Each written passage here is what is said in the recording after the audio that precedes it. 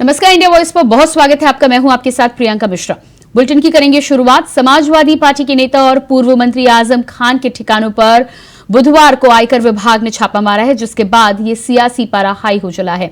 अब इसको लेकर अखिलेश यादव ने क्या दावा किया है और क्यों मचा है सियासी बवाल, देखिए रिपोर्ट।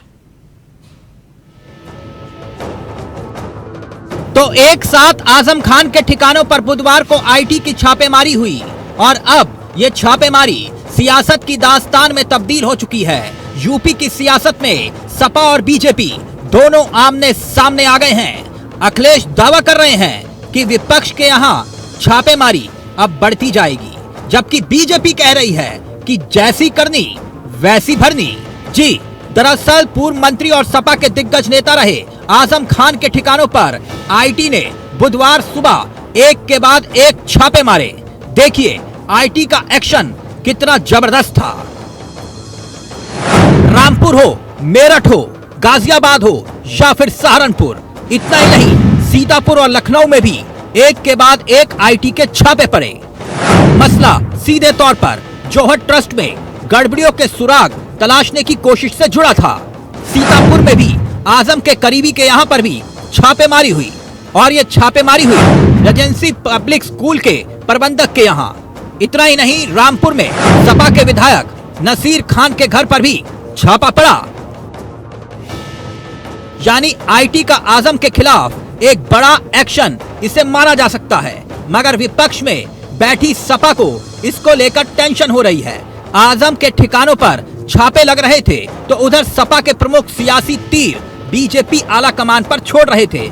अखिलेश यादव ने भी ट्वीट करके लिखा कि सरकार जितना कमजोर होगी, विपक्ष पर छापे उतने बढ़ते जाएंगे। वहीं बीजेपी भी सियासी आरोपों का जवाब सियासत के जरिए ही दे रही है। देखिए जरा। किसी को डराने की जरूरत नहीं है। जो भ्रष्ट होगा वो पकड़ा जाएगा, जो निर्दोष होगा वो छूट जाएगा। किसी को डराने की जरूरत नहीं है। जो भ्रष्ट होगा वो पकड़ा जाएगा, जो निर्दोष होगा वो छूट जाएगा। आज उत्तर प्रदेश में आजम खान साहब के यहाँ छापेमारी कोई पहली घटना नहीं है। भारतीय जनता पार्टी की सरकार जब जब डरती है तब तब छापेमारों से अपने काम करवाकर नेता और हेडलाइन मैनेज करने काम करती है। लेकिन ये जानते हैं आजम खान साहब डरने वाले नहीं हैं, टूटने वाले नहीं हैं। ये उन नेताओं की तरह नहीं है, हेमंत बिस्वा शर्मा, सुरेंद्र अधिकारी, नारायण राणे, अजीत पवार की तरह टूटकर भाजपा का हिस्सा बन जाएं। आज की छापेमारी मुख्यतः जो दिल्ली में शरद पवार जी के घर में इंडिया की बैठक हो रही है, उससे ध्यान भटकाने के लिए है, हेडलाइन बनाने के लिए है। तो भाजपा को इस बात का ध्यान रहे कि अब हेडलाइन बनाने से, नेताओं के यहां छापे मरवाने से कोई काम नहीं चलने वाला है। 2024 में भाजपा जा रही है, इंडिया आ रही है। अब भाजपा की ये छापेमार दस्ता अब उनके कोई काम नहीं आने वाला। समाजवादी पार्टी घोसी में मिले उपचुनाव में जीत के बाद से मदान हो गई है। वो अनर्गल बयान दे रही है। अब तो अखिलेश यादव जी को G20 में भी घोसी नजर आ रहा है। तो ऐसे लोगों के विषय में क्या कहा जाए। जहां तक बात रही आजम खान साहब की, तो उनके खिलाफ कई मामलों की जांच लगातार चल रही है। अलग अलग एजेंसियां अलग अलग मामलों में उनकी जांच कर रही हैं। उन्हें जिस तरह का इनपुट मिल रहा है वो उस पर आगे बढ़ रही है। इससे न तो सरकार का कोई लेना देना है, न भारतीय जनता पार्टी का कोई लेना देना है। आपको बता दें कि तत्कालीन सांसद आजम खान पर बेनामी संपत्ति और टैक्स में अनियमितता के आरोप बीजेपी के विधायक आकाश सक्सेना ने साल 2019 में लगाए थे। बकायदा इसको लेकर केंद्रीय गृह मंत्रालय में इसकी शिकायत कर दस्तावेज सौंपे गए थे। पूरे मामले को देखते हुए केंद्रीय मंत्रालय ने ईडी को जांच के आदेश दिए थे। आरोप था सांसद रहते हुए आजम खान ने साल 2012 में समाजवादी पार्टी की सरकार बनने के बाद 560 एकड़ जमीन पर जौहर विश्वविद्यालय का निर्माण कार्य शुरू करवाया, जिसमें नियम और कायदे कानूनों को ताक पर रखा गया। सरकारी धन का दुरुपयोग हुआ और जमीनों पर कब्जे की बात सामने आई। यानी साफ है कि सियासत अपने शबाब पर है। आजम पर कार्रवाई सपा सियासत की तासीर बता रही है, जबकि बीजेपी इसे कानून का एक्शन बता रही है। खैर जो भी हो, लेकिन इतना जरूर है कि इस एक्शन से सपा में टेंशन आ गई है। Bureau report, India voice, Lucknow.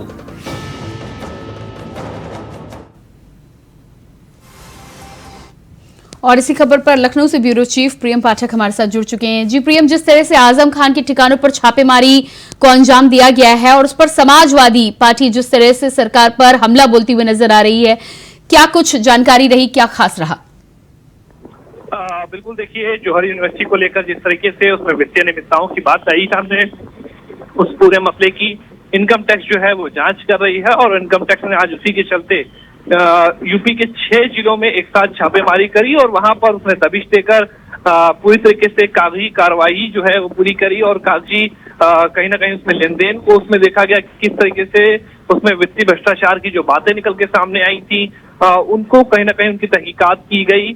आज जिस समय रामपुर में छापेमारी करी गई उस वक्त अपने आवास में आजम खान भी मौजूद थे। उनके मौजूदगी में आयकर विभाग की टीम जो थी वो वहां पर पहुंची। वहां पर पहुंचकर उसने कई घंटे तक जो है वहां पे छानबीन की, सभी कागजों को देखा गया और इस यूनिवर्सिटी में जितने लोग भी जुड़े हुए थे इसके लेन देन में उन सभी के यहाँ पे छापेमारी करी गई।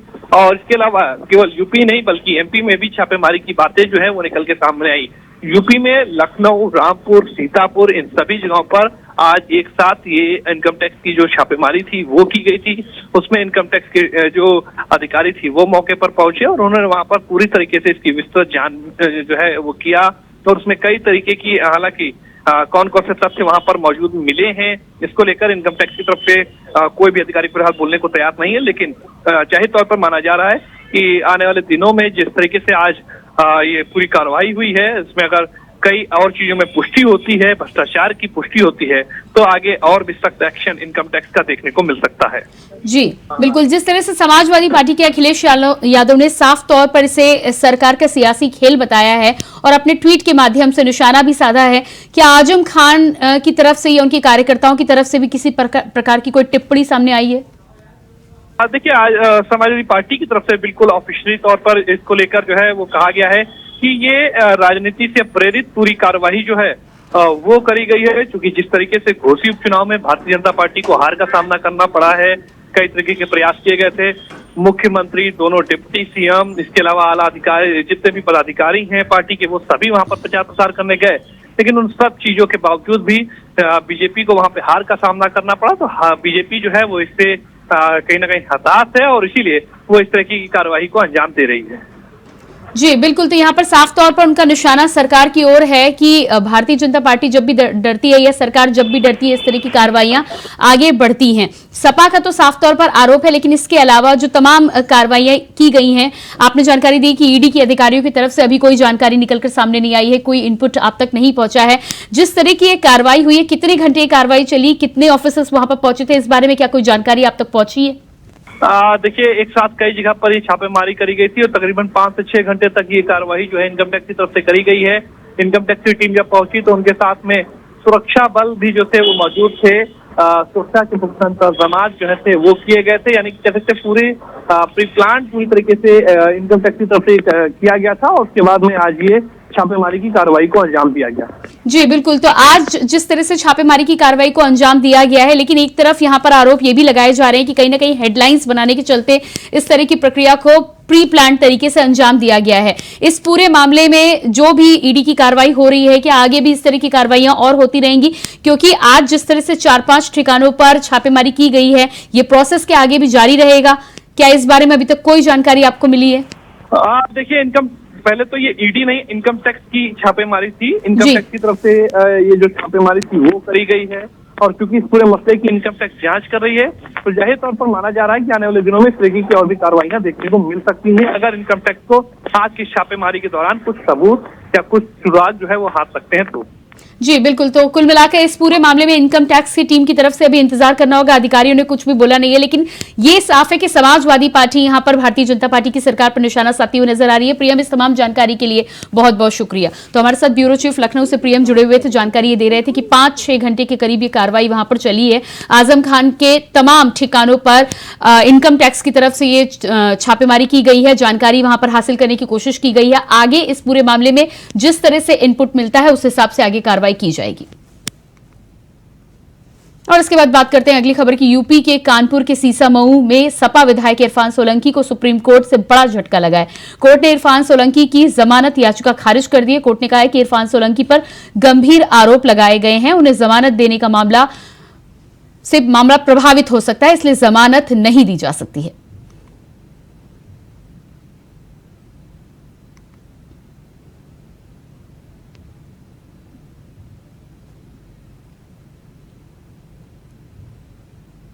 और इसके बाद बात करेंगे अगली खबर की। राम जन्मभूमि के अवशेष 500 साल की पीड़ा बयां कर रहे हैं। एएसआई टीम के उत्खनन के दौरान सन 2002 में इन्हें रामलला मंदिर के गर्भगृह के चारों ओर खुदाई के दौरान पाया गया था। ये वही अवशेष हैं। अवशेष विवादित स्थल के पहले राम मंदिर के थे और इसके ऊपर अन्य धार्मिक ढांचा खड़ा कर दिया गया। इसे साबित करने वाले मजबूत आधार बने हैं। इन्हें देखकर राम भक्तों को अपने आराध्य की जन्मभूमि को लेकर 500 साल तक झेली गई त्रासदी बयां होने लगती है।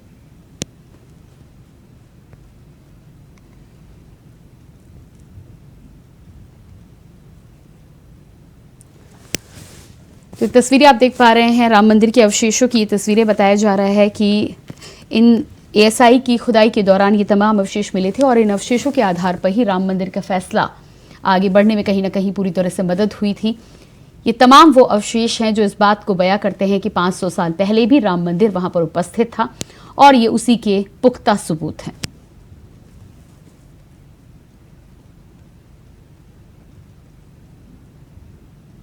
भारत में G20 शिखर सम्मेलन की सफलता पर केंद्रीय मंत्री अनुराग ठाकुर ने कहा है कि रक्षा मंत्री राजनाथ सिंह ने G20 शिखर सम्मेलन के सफल समापन पर पीएम मोदी को बधाई देते हुए एक प्रस्ताव पेश किया है। आज भारत वैश्विक एजेंडा सेटिंग में एक महत्वपूर्ण भूमिका निभा रहा है। इसका श्रेय देश के नेतृत्व को जाता है।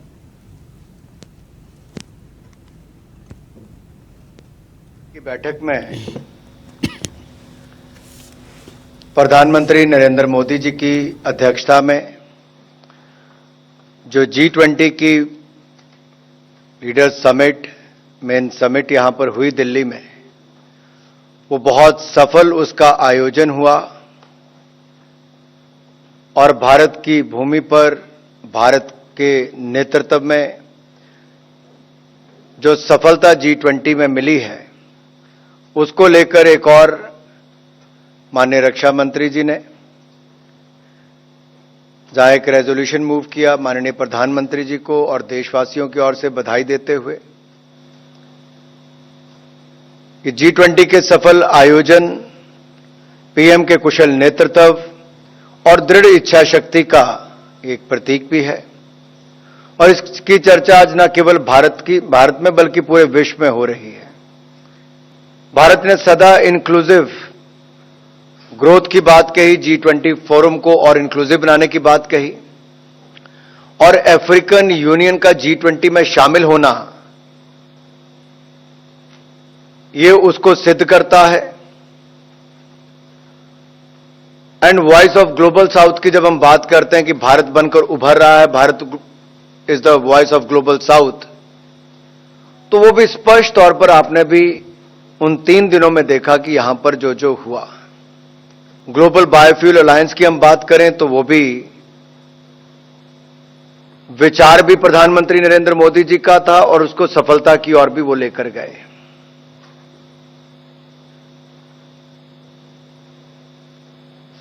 अगर मुझे ये कहना हो कि मैन ऑफ ग्लोबल अलायंसेस, तो उस दिशा में भी आप देख सकते हैं इंटरनेशनल सोलर अलायंस हो या फिर अब ग्लोबल बायोफ्यूल अलायंस हो, मिशन लाइफ जैसे प्रोग्राम दुनिया को देने हो,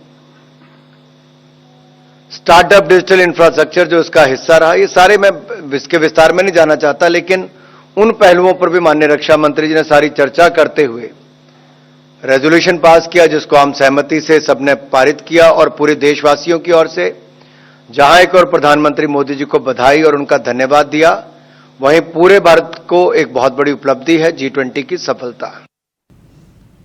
अगली खबर शाहजहांपुर से है, जहां मेडिकल कॉलेज की लापरवाही से एक युवक की जान चली गई है, जिसके बाद परिजनों ने अस्पताल में बवाल खड़ा कर दिया। दरअसल मृतक खुदा बख्श टीवी का मरीज था। तबियत बिगड़ने पर उसे ट्रॉमा सेंटर में भर्ती कराया गया था, जहां पर घंटों मरीज को डॉक्टर ने हाथ नहीं लगाया और इलाज के लिए वार्ड नंबर वार्ड बॉय ने 2,000 रुपए मांगे, जिसके बाद परिजनों ने के पैसे नहीं देने पर अस्पताल के द्वारा लापरवाही की गई और जिस कारण से युवक की मौत हो गई। वहीं परिजनों का कहना है कि मारने वाले भी यही लोग, पोस्टमार्टम करने वाले भी यही लोग हैं। ये कहां का इंसाफ है?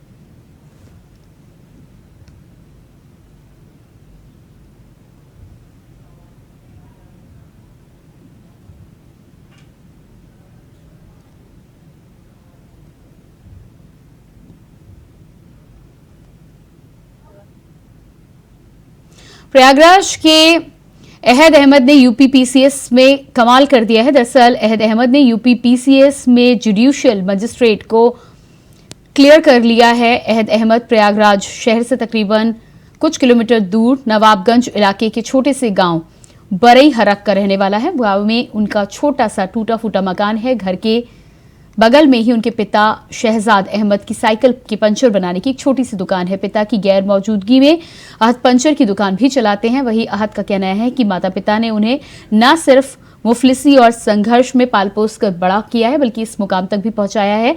हमेशा ईमानदारी और नेक नियत से काम करने की नसीहत भी दी है। माता पिता की इस हिदायत पर वह उम्र भर अमल करने की कोशिश करेंगे। साथ ही उन्होंने कहा कि मुझे कभी भी झिझक नहीं होगी कि मैं पंचर बनाने वाले का बेटा हूं।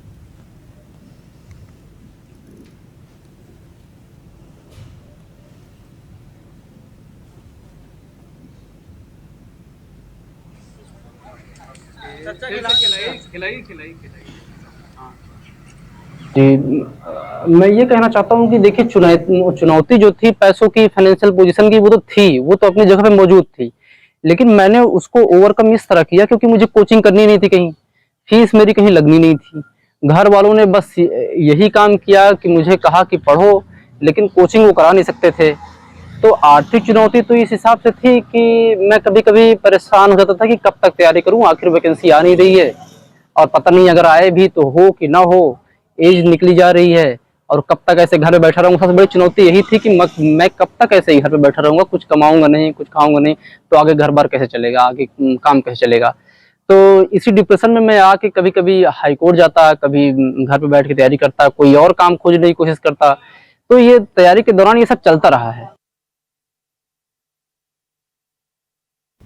राजस्थान के सीएम अशोक गहलोत ने कोटा में सिटी पार्क और विकास कार्यों का लोकार्पण किया है। साथ ही कोऑपरेटिव बैंक प्रधान कार्यालय का भी लोकार्पण किया है। तो वहीं सीएम गहलोत सहित मंत्रिमंडल ने सिटी पार्क में वृक्षारोपण किया। बता दें कि मुख्यमंत्री अशोक गहलोत आज शाम को जनसभा को संबोधित भी करेंगे।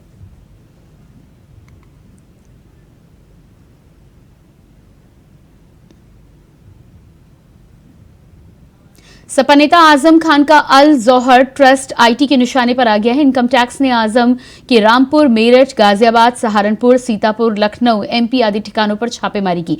इसी क्रम में गाजियाबाद में एकता कौशिक के राजनगर आवास पर भी छापेमारी हुई है, जो कि अल जौहर ट्रस्ट से जुड़ी हुई है। इस दौरान टीम के सदस्य एक निजी कार से पहुंचे, जहां पुलिसकर्मी भी आवास पर मौजूद रहे।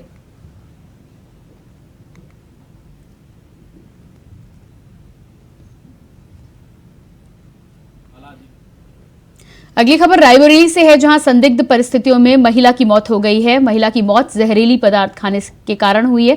बता दें कि महिला की शादी 7 माह पहले हुई थी और पति के साथ ईंट भट्ठे पर महिला काम करती थी। पुलिस ने शव को कब्जे में लेकर जांच पड़ताल में जुट गई है। घटना गुरबख्शगंज थाना क्षेत्र के कोरेहर की बताई जा रही है।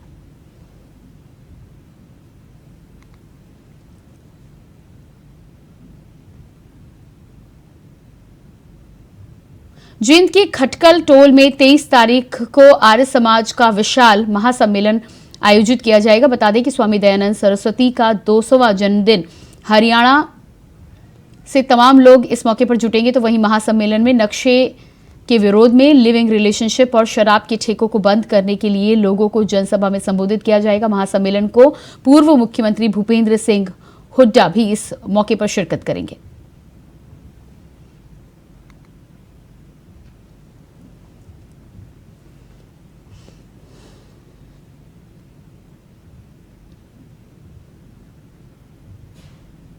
लखीमपुर खीरी के हैदराबाद थाना क्षेत्र जमालपुर गांव की घटना में भूमि विकास बैंक के उत्पीड़न से एक दलित किसान की जान चली गई है। बताया जा रहा है कि बैंक अफसर 3,60,000 बैंक का कर्जा वसूलने आए थे। किसान को बैंक जीप में तकरीबन 2.5 घंटे बिठाकर रखा गया, जिसके बाद काफी मेहनत करने पर भी किसान को छोड़ा गया। बेइज्जती और प्रताड़ना से आहत होकर किसान ने सदमे में हार्ट अटैक से अपना दम तोड़ दिया।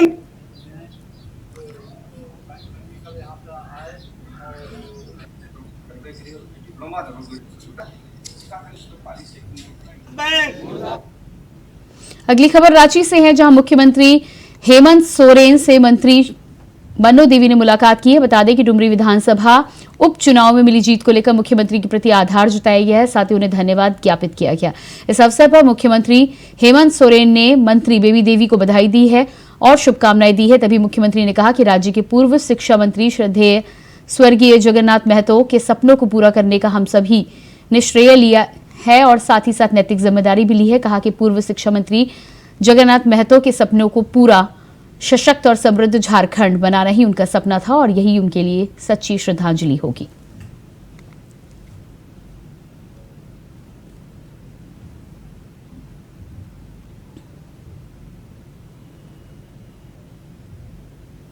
आम लोगों को स्वास्थ्य के प्रति जागरूक करने के लिए पूरे देश समेत रायबरेली में भी आयुष्मान भव योजना की शुरुआत हो गई है। इसके तहत आयुष्मान मेलों के माध्यम से स्वास्थ्य विभाग आम लोगों के स्वास्थ्य से जुड़ी सरकारी योजनाओं की जानकारी लोगों को देगा, तो वहीं पीएससी सीएससी पर मुफ्त जांच से लेकर परामर्श और दवाएं भी वितरित की जाएंगी। बता दें कि जिलाधिकारी माला श्रीवास्तव ने जानकारी देते हुए बताया कि 17 सितंबर से लेकर 2 अक्टूबर तक चलने वाले इस अभियान के तहत विभिन्न स्वास्थ्य संबंधी कार्यक्रम भी आयोजित किए जाएंगे।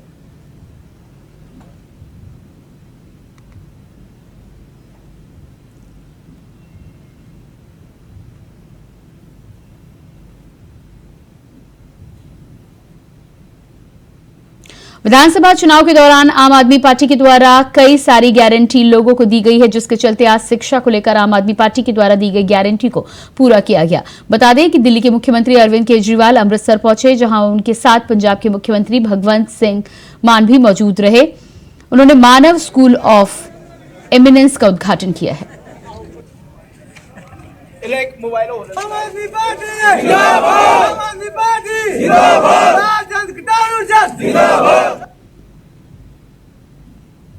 भीलवाड़ा में प्रदेश के पेट्रोलियम डीलर्स ने समयबद्ध हड़ताल का फैसला किया है, तो वहीं 4 कंपनियों ने मिलकर तकरीबन 220 पेट्रोल पंप बंद कर दिए हैं। बता दें कि आज सुबह 10 बजे से गुरुवार शाम 6 बजे तक ये पेट्रोल पंप बंद रहेंगे।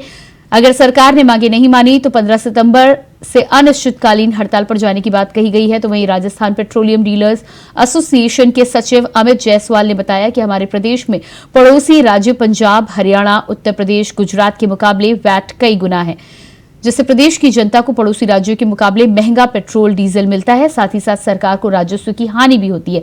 उसी दौरान जायसवाल ने यह भी कहा कि कुछ वर्षों में पेट्रोल डीजल के दाम कई गुना बढ़ने के बावजूद भी डीजल मार्जिन में कई वर्षों से वृद्धि नहीं हो पाई है। इन मांगों को लेकर पंप डीलर्स को मजबूरन हड़ताल पर जाने को विवश होना पड़ा है।